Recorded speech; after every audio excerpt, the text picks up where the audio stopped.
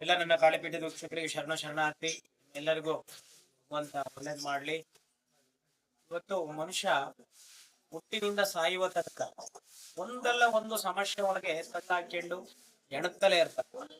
ಅದು ಹೆಂಗ್ ಎಣುತ್ತಾನೆ ಅಂತಂದ್ರೆ, ತಿನ್ನ ಊಟನು ಕೂಡ ಅವನಿಗೆ ಸಿಗಲ್ಲ. ತುಂಬಾ ವ್ಯವಹಾರ ಇರುತ್ತೆ, ಊಟನು ಕೂಡ ಮಾಡಕ್ಕಾಗಲ್ಲ. ಸಿಕ್ಕಾಬಟ್ಟೆ ವ್ಯವಹಾರ ನಡೆಸ್ತಾ ಇರ್ತಾನೆ, ಇದ್ಕಿದ್ದಂಗೆ ಕುಸ್ತವಾಗಿ ತಿಂತ್ಕೊಂಡ್ಬಿಡುತ್ತೆ.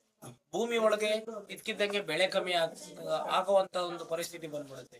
ಕುಟುಂಬ ಚೆನ್ನಾಗಿ ನಡೀತಿರುತ್ತೆ, ಆ ಕುಟುಂಬದೊಳಗೆ ನಾನಾ ರೀತಿಯಾದಂತ ಕಾಯಿಲೆ ಕಸಾಲೆಗಳಿಂದ ಬರಳಕ್ ಶುರುವಾಗುತ್ತೆ. ಮತ್ತೆ ಕಿರಿಕಿರಿ ಶುರುವಾಗುತ್ತೆ. ತಂದೆ ಮಕ್ಕಳಿಗೆ ಹೊಂದಾಣಿಕೆ ಇಲ್ದಂಗೆ ಆಗುವಂತದ್ದು. ಮನುಷ್ಯ ಚೆನ್ನಾಗಿ ವ್ಯವಹಾರ ಮಾಡ್ತಿರ್ತಾನೆ, 1 ವರ್ಷ ಆಯ್ತು ಸ್ವಾಮಿ ಸುಮ್ಮನೆ ಕೂತವನೆ ಅನ್ನೋ ಅಂತ ವಿಚಾರಗಳು. ಮತ್ತೆ ಇದ್ಕಿದ್ದಂಗೆ ಕಾಯಿಲೆ ಕಸಾಲೆಗಳು ಉಂಟಾಗುವಂಥದ್ದು, ಕಜ್ಜಿ ಪುರ ಗಾಯಗಳಿಂದ ನರಳುವಂಥದ್ದು. ಚೆನ್ನಾಗಿರ್ತೀವಿ, ಮತ್ತೆ ಸದೃಢವಾದಂತ ಕಾಯವನ್ನ ಹೊಂದಿರ್ತೀವಿ, ಇದ್ಕಿದ್ದಂಗೆ ವೀಕ್ ಆಗ್ತಾ ಬರ್ತಾ ಇರ್ತಕ್ಕಂಥದ್ದು. ಇದನ್ನೆಲ್ಲ ನಾವು ಗಮನಿಸಿದಾಗ ಹಾಸ್ಪಿಟ್ಲಿಗೆ ತೋರಿಸಿರ್ತೀವಿ, ಹಾಸ್ಪಿಟ್ಲ್ ಅಲ್ಲಿ ಏನೂ ಇಲ್ಲ ಅಂತ ಹೇಳಿ ಬಂದಿರುತ್ತೆ. ಇಲ್ಲಿ ಅಂತ ಸಮಸ್ಯೆ ಇಟ್ಕೊಂಡಿರೋರು ಅಮ್ಮನವ್ರ ಹತ್ರ ಬರ್ತಾರೆ, ನಮ್ಮ ಸನ್ನಿಧಾನಕ್ಕೆ ಬರ್ತಾರೆ. ಬಂದಾಗ ಅಲ್ಲಿ ಬರವಣಿಗೆ ಮೂಲಕವಾಗಿ ಅವ್ರಿಗೆ ಉತ್ತರ ಆಗುತ್ತೆ.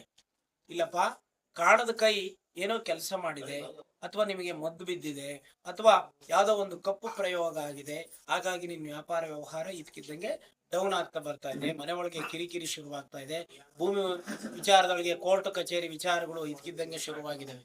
ಈ ರೀತಿ ಸಮಸ್ಯೆಗಳು ಶುರುವಾದಾಗ ಏನೇ ನಾವು ಸದೃಢ ಕಾಯುವ ಹೊಂದಿದ್ದಂಥವ್ರು, ಸದೃಢವಾದಂತ ಮನಸ್ಸನ್ನ ಹೊಂದಿರ್ತಕ್ಕಂಥವ್ರು ವೀಕ್ ಆಗ್ತಾ ಬರ್ತಾ ಇದ್ವಿ. ಇಲ್ಲ, ನಮ್ಗೇನೋ ಮಾಡಿದ್ದಾರೆ, ನಾವೇನೋ ಆಗ್ತಾ ಇದೀವಿ, ನಮ್ಗೇನು ಗೊತ್ತಾಗ್ತಾ ಇಲ್ಲ ಅನ್ನೋಂಥ ಪ್ರಶ್ನೆಗಳು ಉಂಟಾಗ್ಬಿಡುತ್ತೆ.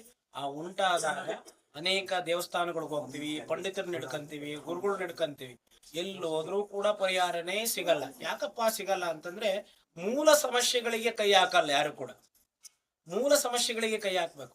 ಮೂಲ ಸಮಸ್ಯೆಗಳಿಗೆ ಕೈ ಹಾಕಿ ಅವ್ರಿಗೆ ಏನ್ ಸಮಸ್ಯೆ ಆಗಿದೆ, ದುಡ್ಡಿದೆಯೋ ಇಲ್ವೋ, ಫಸ್ಟ್ ದುಡ್ಡನ್ನ ಮುಖ ನೋಡಬಾರ್ದು. ಯಾವುದೇ ಗುರುವಾಗ್ಲಿ ದುಡ್ಡು ಮುಖ ನೋಡಬಾರ್ದು.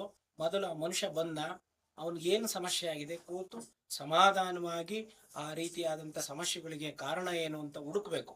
ಹುಡುಕಿ ಆತನನ್ನ ಬದುಕಿಸುವಂತ ಪ್ರಯತ್ನವನ್ನ ಮಾಡ್ಬೇಕು.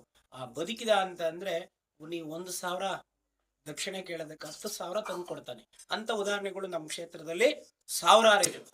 ಮೊದಲು ನಮ್ಮ ಕ್ಷೇತ್ರದಲ್ಲಿ ಅಮ್ಮನವರು ಮಾಡುವಂಥದ್ದು ಮನುಷ್ಯನನ್ನ ಬದುಕಿಸುವಂತ ಕೆಲಸ.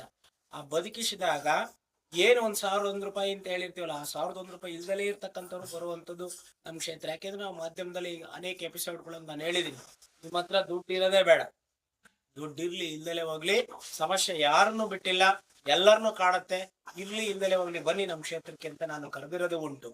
ಅದೇ ರೀತಿ ಜನನು ಕೂಡ ಬರ್ತಾ ಇದ್ದಾರೆ. ಹಾಗಾಗಿ ಇಂಥ ಸಮಸ್ಯೆಗಳು ಕಂಡಾಗ ಮೊದಲು ಎಲ್ಲಿ ಕ್ಷೇತ್ರಗಳಿರ್ತವೆ ಆ ಕ್ಷೇತ್ರಗಳನ್ನ ಭೇಟಿ ಮಾಡಬೇಕು.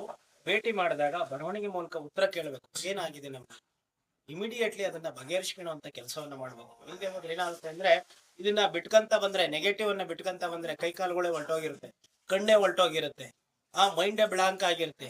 ಅವನು ಒಳ್ಳೆ ಉದ್ಯೋಗ ಮಾಡ್ತಿರ್ತಾನೆ, ವ್ಯಾಪಾರ ವ್ಯವಹಾರ ಮಾಡ್ತಿರ್ತಾನೆ, ಸತ್ಯ ಹೋಗುತ್ತೆ, ಮತ್ತೆ ಅವ್ನು ರಿಕವರ್ ಆಗಕ್ಕೆ ಅವ್ನ ಜೀವಮಾನದಲ್ಲೇ ಸಾಧ್ಯ ಆಗಲ್ಲ.